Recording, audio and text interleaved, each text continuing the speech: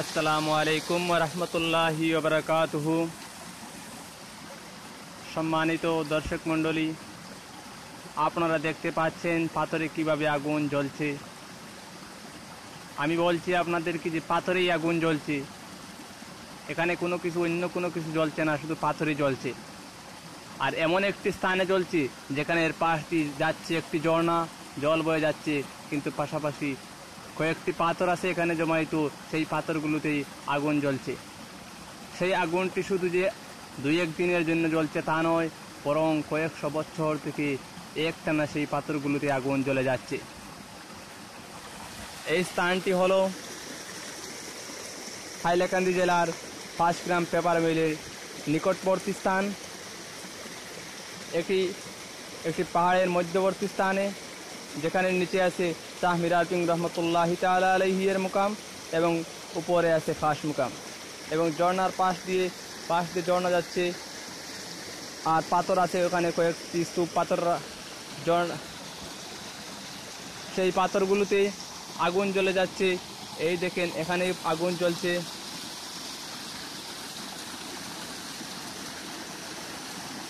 এখানে একটু কম জ্বলছে আগুন, আরো আছে। এখানে আগুন জ্বলছে, এই যে নিচের দিকে গেলে দেখতে পারবেন ভালো করে।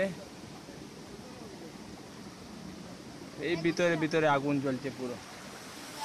তাই বলছি, এখানে অনেক মানুষ আছেন, হিন্দু মানুষও আছেন, মুসলমান মানুষও আছেন। আসার পর তারা মনোবাসনা নিয়ে আল্লাহর কাছে দোয়া করেন, এবং অনেকের বিশ্বাস এটাতে যে এখানে এসে কোনো কিছু দোয়া করলে আল্লাহর কাছে আল্লাহ তা ফিরিয়ে দেন না। তাই অনেক মানুষ আসেন, অনেকে ধূপকাঠি জ্বালান, অনেকে মোমবাতি জ্বালিয়ে দিয়ে যান।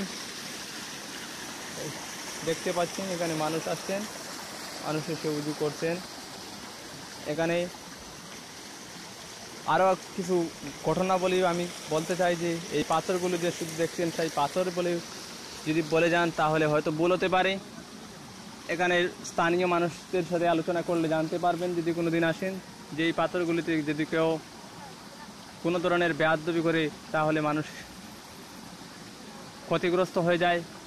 অনেকের অনেক পৃথিবীতেই বিপদ এসে আল্লাহর গজব নাযিল হয়।